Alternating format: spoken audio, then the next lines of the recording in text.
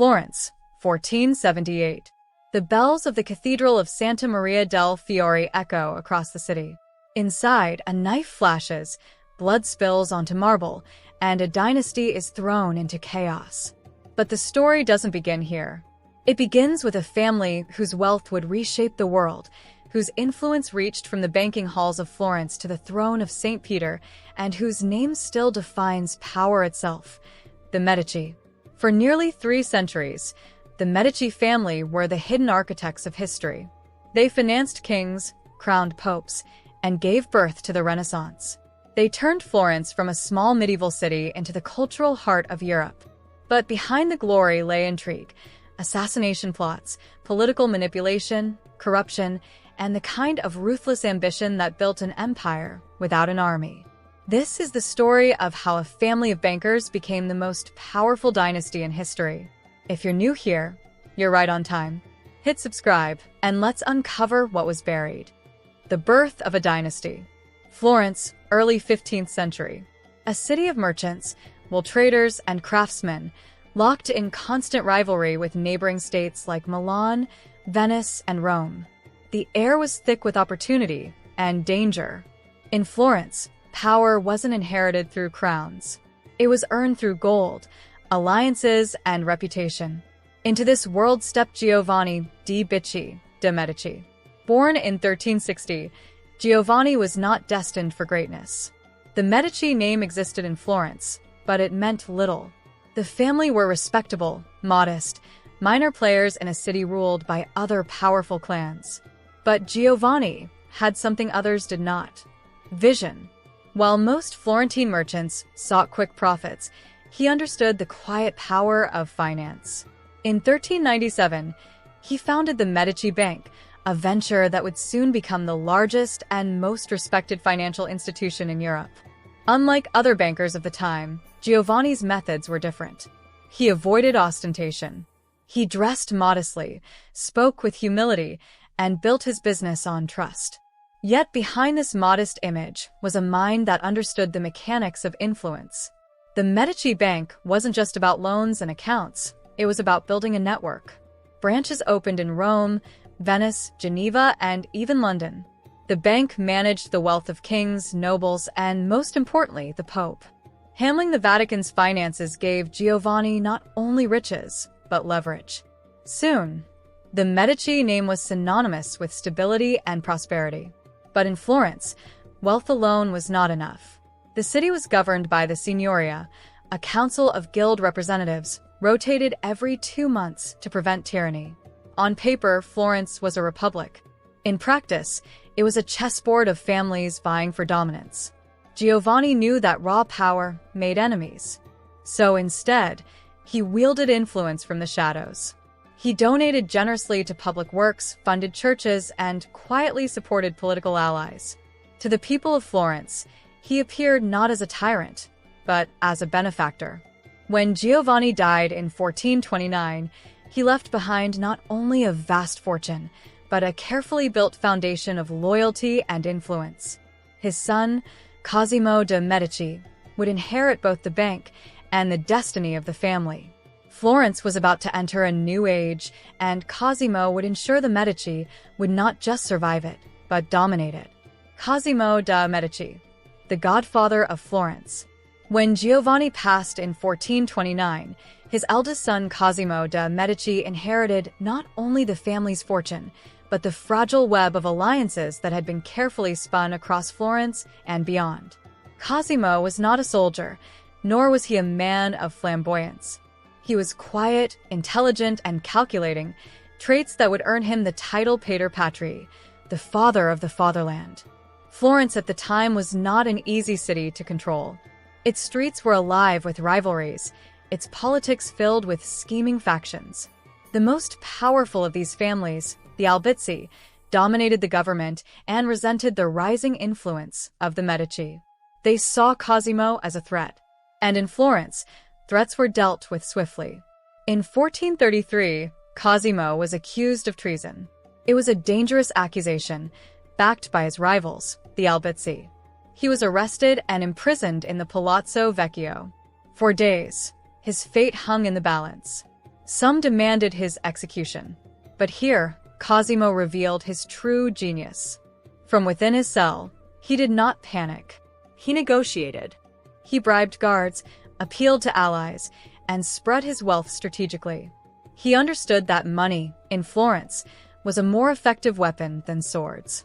Instead of execution, Cosimo was exiled. It seemed like defeat. But exile did not weaken him. It strengthened him. From Venice, he maintained his network, rebuilt his influence, and waited. Within a year, the tides shifted. The Albizzi overplayed their hand, and Florence grew restless under their dominance. Cosimo's supporters called him back, and when he returned in 1434, it was not as a fugitive, but as Florence's true master. Cosimo never held an official title as ruler. He didn't need one. He controlled the city through patronage. Allies who received his loans, his commissions, his funding, they owed him loyalty. Rivals who resisted found themselves starved of opportunities, politically isolated, or quietly ruined. But Cosimo was more than a banker-politician. He was also a patron of culture. He believed that wealth should be used to elevate Florence, and in doing so, to immortalize the Medici name. He funded the construction of the Medici Palace, designed by Michelangelo, and the rebuilding of San Lorenzo, the family church. More importantly, Cosimo invested in knowledge. He sponsored scholars who collected ancient Greek and Roman manuscripts, fueling the revival of classical learning that would become the Renaissance. He brought thinkers like Marsilio Ficino under his protection, planting the seeds of the humanist movement. By the time of his death in 1464, Cosimo de' Medici had transformed Florence. He left behind not only wealth and buildings, but a cultural revolution. The Medici were no longer simply bankers. They were the hidden rulers of Florence, and the patrons of an age that would reshape Europe. But Cosimo's power also set the stage for danger. The higher the Medici climbed, the more enemies they made. And in the next generation, Florence would see blood spilled inside its most sacred cathedral, Lorenzo the Magnificent and the Pizzi conspiracy. When Cosimo died in 1464, Florence mourned the passing of its quiet master. But his legacy did not die with him. His grandson, Lorenzo de' Medici, would take the family's influence to heights no one could have imagined. Lorenzo, known to history as Lorenzo il Magnifico, the Magnificent, was a very different figure from his grandfather. Where Cosimo was cautious and understated, Lorenzo was dazzling, charismatic, and bold. From an early age, he was groomed not just to manage the Medici Bank, but to be the face of Florence itself. By the time he assumed power in 1469, Lorenzo had already earned a reputation as a poet, a statesman, and a natural leader. His court became the heartbeat of the Renaissance. He patronized Leonardo da Vinci, Sandro Botticelli, and Michelangelo, shaping an artistic explosion that would define Western civilization. But Lorenzo's rise came at a cost. The Medici dominance of Florence had made them many enemies, and among them, the most dangerous were the Pizzi family, another powerful Florentine dynasty. Unlike the Medici, who thrived on patronage and subtle control, the Pizzi sought open power. And they had allies. Pope Sixtus IV himself, who resented Lorenzo's independence and envied the Medici wealth. Together, the Pizzi and the Pope hatched a conspiracy. Their goal was nothing less than the assassination of Lorenzo and his younger brother Giuliano, to be carried out during High Mass in the city's most sacred space, the Cathedral of Santa Maria del Fiore. The date was April 26, 1478. As the bells tolled and the faithful gathered beneath Brunelleschi's great dome, the conspirators moved into position. At the altar, as the host was raised, steel flashed. Giuliano was stabbed 19 times, collapsing in a pool of blood upon the marble floor. Lorenzo was wounded, but in a twist of fate, he managed to fight his way out, escaping into the sacristy, where loyal friends barricaded the doors. The attack that was meant to destroy the Medici dynasty had failed. What followed was brutal.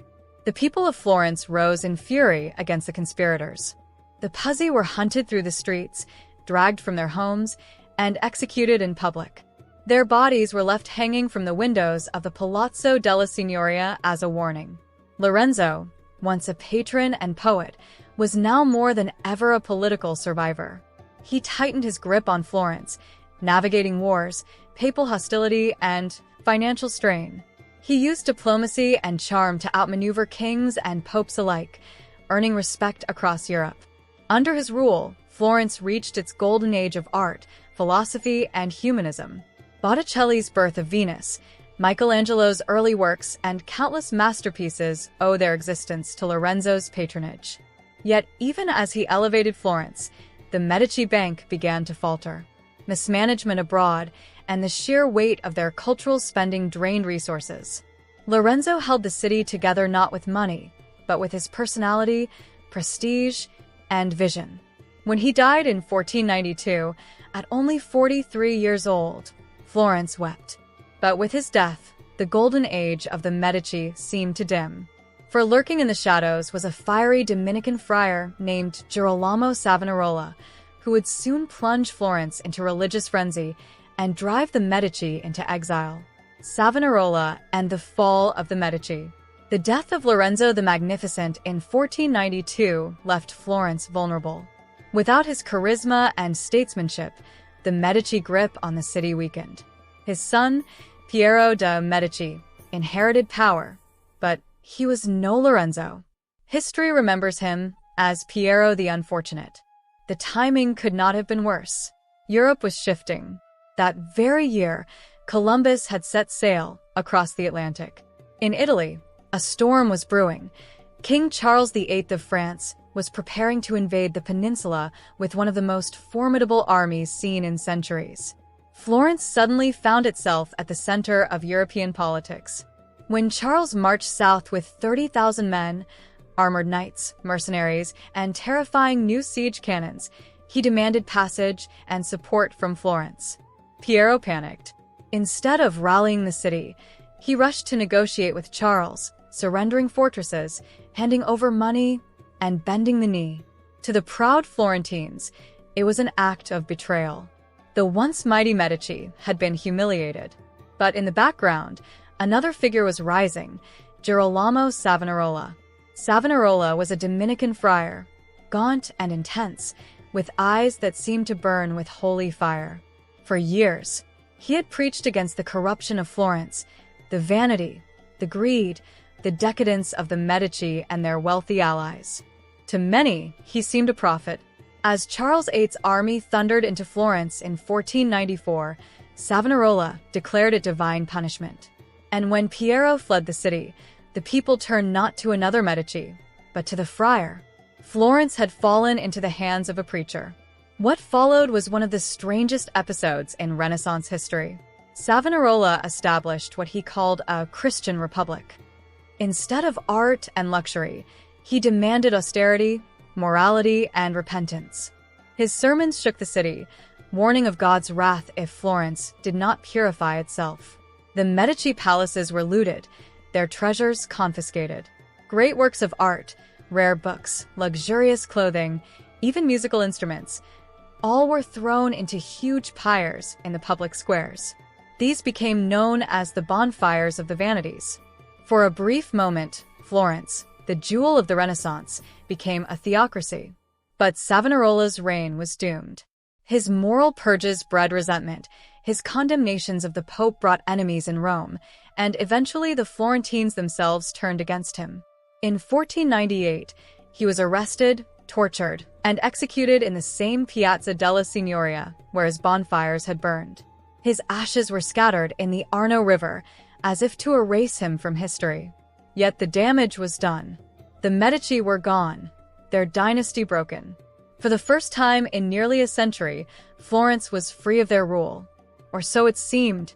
The story of the Medici was far from over. For while the family was in exile, a new force was rising within their ranks, one that would not just reclaim Florence, but dominate the church itself. Because the next Medici to rise would not be a banker or a patron, but a pope. Giovanni de' Medici becomes Pope Leo X. The Medici may have been driven from Florence, but exile did not mean obscurity. The family still commanded immense wealth and influence across Europe, and quietly, they plotted their return.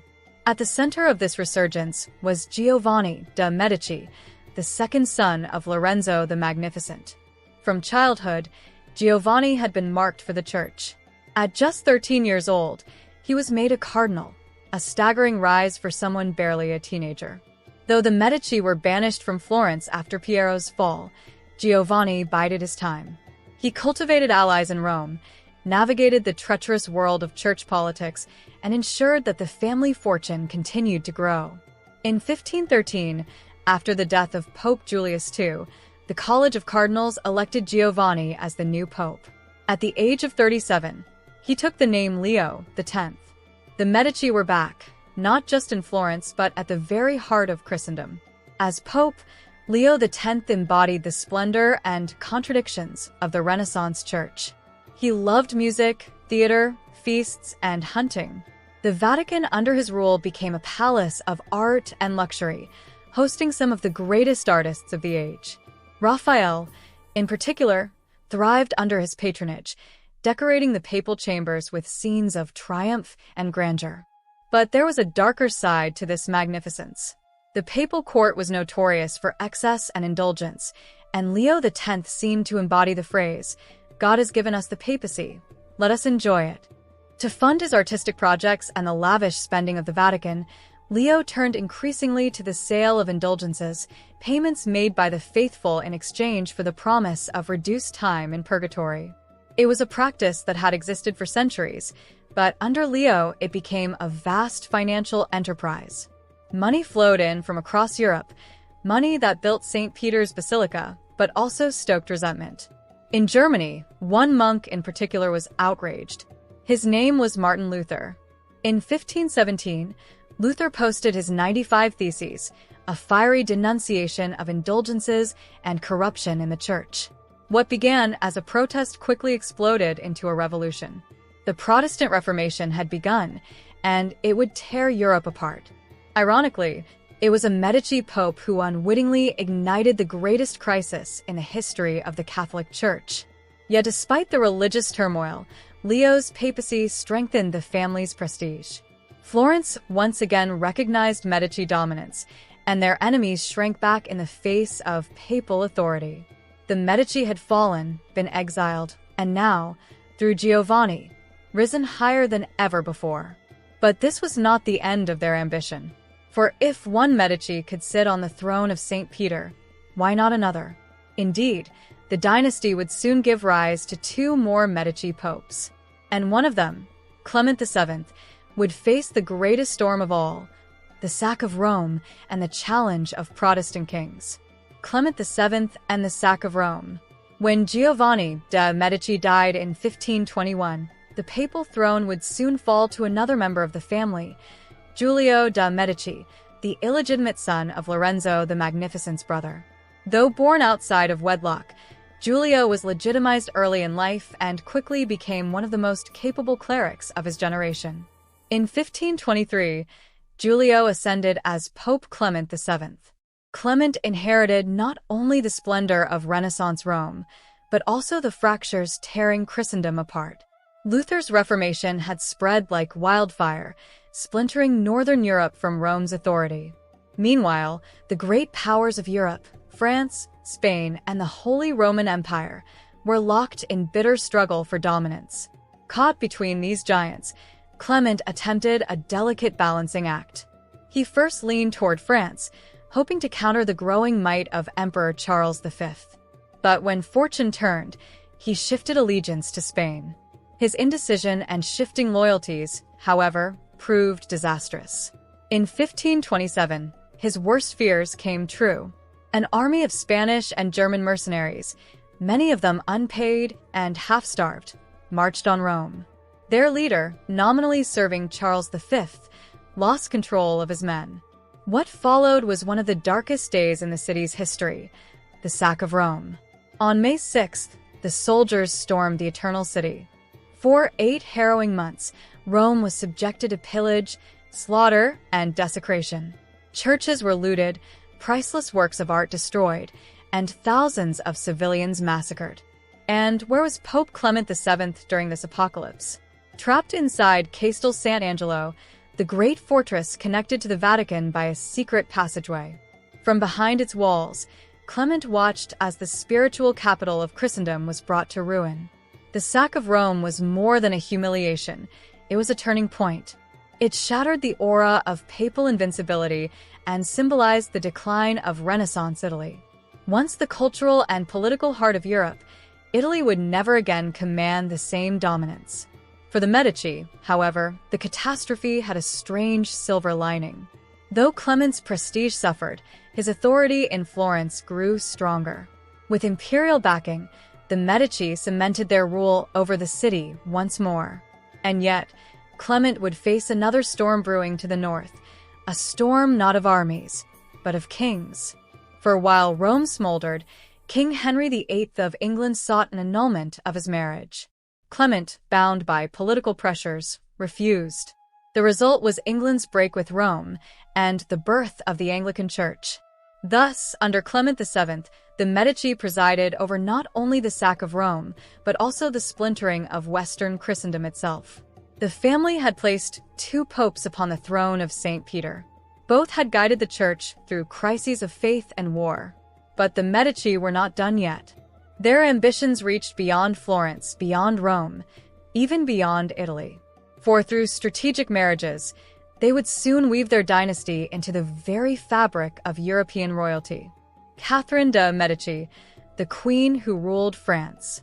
If the Medici story had, until now, been one of bankers, popes, and patrons of Florence, the next act would unfold far from Italy, in the courts of France.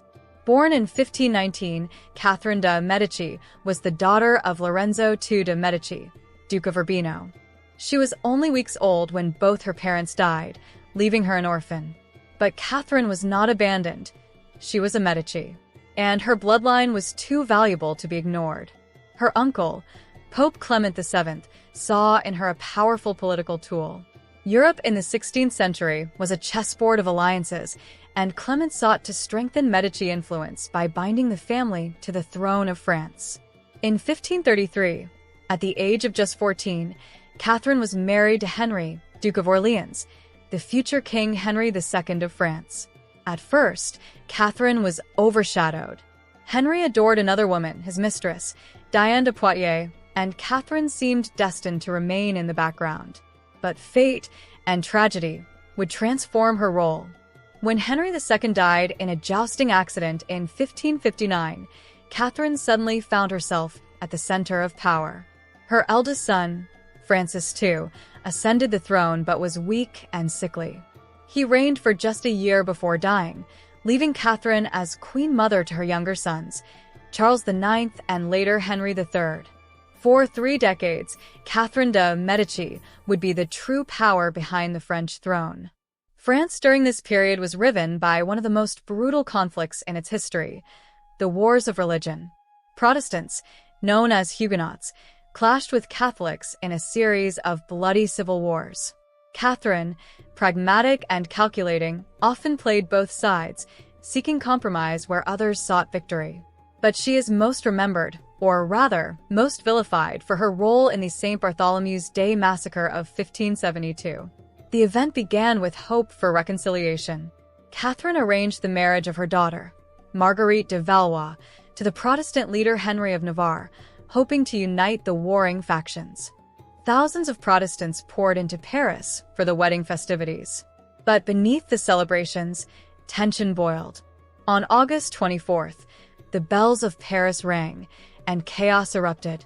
For days, Catholic mobs, with the support of royal troops, slaughtered Protestants in the streets. Estimates of the dead range from 5,000 to over 20,000 across France. Historians debate Catherine's role. Some see her as the mastermind, others as a monarch caught in forces beyond her control. But the massacre forever stained her reputation. To Protestants across Europe, she became a symbol of treachery and cruelty, the Black Queen. And yet, Catherine's legacy is more complex. She was a patron of the arts, supporting the growth of the French Renaissance. She introduced Italian innovations, cuisine, festivals, and architecture, into the French court. Above all, she kept the fractured kingdom intact during decades when it might easily have collapsed into anarchy. Catherine de' Medici did not just marry into French royalty, she reshaped it. Through her children, she ensured the continuation of the Valois dynasty. Through her policies, she held France together during its most turbulent century. The Medici had once been merchants and bankers of Florence. Now, through Catherine, their bloodline ran through the veins of kings and queens. But Catherine was not the last Medici to wear a crown. Another would soon take her place, a granddaughter of the family who would become one of the most influential queens in French history, Marie de' Medici. Marie de' Medici, the regent of France.